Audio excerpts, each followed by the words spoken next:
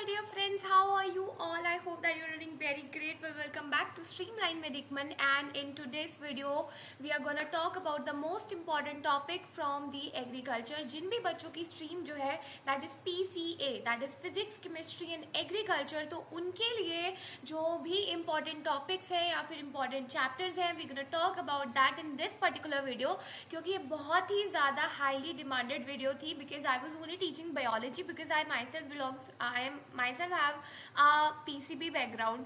तो इसकी वजह से जो है मुझे एग्रीकल्चर के बारे में इतनी नॉलेज तो नहीं थी, but for you students I had a lot of research and I talked to so many people at a time, several people, and उन सबको बिठा के उनसे पूछ के उनको जो है परेशान करके मैं आपके लिए इम्पॉर्टेंट टॉपिक्स लेके आई हूँ. एंड बच्चों इनको बहुत मेहनत लगी है इसको अरेंज करने के लिए, इसको एक साथ वो करने के लिए. तो बच्चों प्लीज़ इसके अकॉर्डिंग काम ज़रूर करना एंड जो भी इंपॉर्टेंट चीज़ें आपको बताई जा रही हैं उस पर जो है आप थोड़ा सा ज़्यादा एम्फेसाइज करना, बाकी आपको सारी चीज़ें तो पढ़नी ही है एट द एंड. ठीक है, तो बात कर लेते हैं. सबसे पहले आपका एग्रीकल्चर है, उसमें कुछ चैप्टर्स होते हैं, जैसे कि कुछ फील्ड होते हैं, जैसे कि एग्रोनॉमी हो गया. एक मिनट,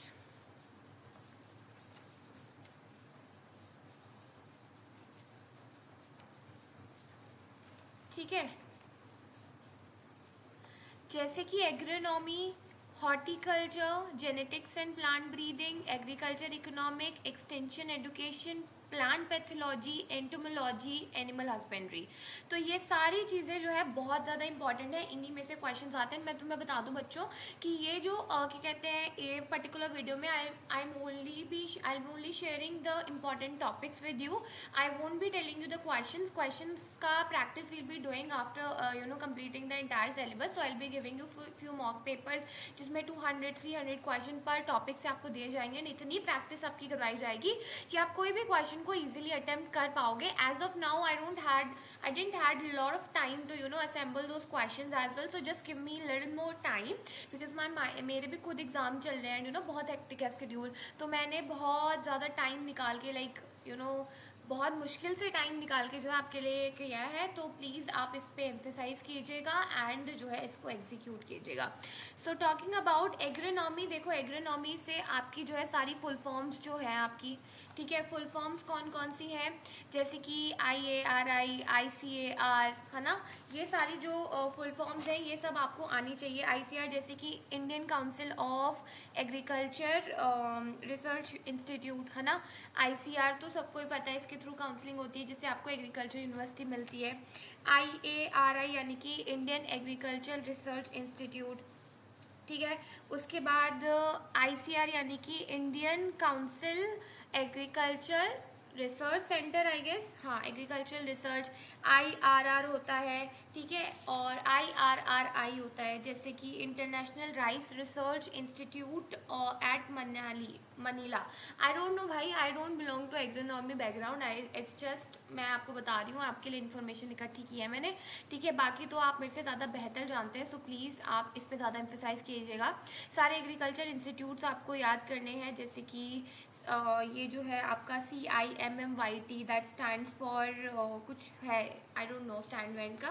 ग्रीन जैसे, और आपका जो है ग्रीन रिवॉल्यूशन, ठीक है, white revolution, blue revolution, brown revolution, silver revolution, brown revolution कौन से ईयर में हुआ था एंड किस पे होता है. जैसे कि green revolution is for plant and white revolution was for milk production, blue revolution was for the fisheries production, brown revolution was for the potato production, silver was for the egg and poultry, brown was for the fertiliser production. तो ये सब आपको याद होने चाहिए, ठीक है. Year इतना इंपॉर्टेंट है, बाकी याद कर लेना. बाकी क्रॉपिंग सिस्टम बहुत इंपॉर्टेंट है, ठीक है, उनके पैटर्न बहुत इंपॉर्टेंट है. Crop rotation, sustainable agriculture, mix cropping क्या होता है, प्रिंसिपल क्या है मिक्स क्रॉपिंग के, इंटेंसिव क्रॉपिंग क्या होती है, मेथड्स क्या होते हैं इंटेंसिव क्रॉपिंग के. बच्चों आपके एग्रीकल्चर में से 70 क्वेश्चंस आएंगे, है ना, तो ये बहुत इंपॉर्टेंट है. मल्टीपल क्रॉपिंग क्या होती है, ओवरलैपिंग सिस्टम ऑफ क्रॉपिंग क्या होता है, इंटर क्रॉपिंग क्या होता है, प्रिंसिपल ऑफ इंटर क्रॉपिंग क्या होता है, सारे टाइप के क्रॉप्स. एक मिनट बच्चों, एक अर्जेंट कॉल है. Welcome back. सॉरी, आज तो संडे है ना, आज ज़्यादा कॉल आते हैं. एक तो हमारी कुछ पीपीटी वगैरह स्लाइड्स वगैरह मतलब हमारे एक्सटेंशन एजुकेशन वाले एस सेक में हमारा चलता है ना, तो उसमें फिर पूछते रहते हैं बच्चे क्या टेम्पलेट यूज़ करें, क्योंकि हम ज़्यादा हमारा कैनवा का ही काम होता है। ठीक है, तो बात कर लेते हैं कहाँ पे थी मैंने all types principle of intercropping and all type of crop सारी याद कर लेनी। इंटीग्रेटेड इंटेंसिव फार्मिंग जो होती है, soil health care, integrated water management, integrated nutrient management, integrated pest management, agro forestry, उनके कंपोनेंट्स, इंटीग्रेटेड फार्मिंग सब इंपॉर्टेंट है।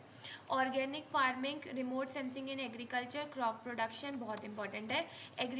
ये क्या है, अब आ जाते हैं हॉर्टिकल्चर पे। तो हॉर्टिकल्चर में आपकी हॉर्टिकल्चर की definition, vegetables, importance and scope in India, nutritional value, classification of vegetable based on temperature tolerance, based on parts used as food, यानी कि classification of vegetable based on the parts used as food, type of vegetable farming, market gardening, truck gardening, garden for vegetable forcing, garden for vegetable processing, floating gardening, सब आपको important है। फिर fruit science बहुत important है, pomology, classification of fruits, classification on basis of nature of growth, on the basis of the type of fruits, on the basis of the continuation of growth, based on botanical relationship, based on ripening behavior, establishment of an orchard, orchard management, system of planting, propagation, floriculture, classification of flowering plant।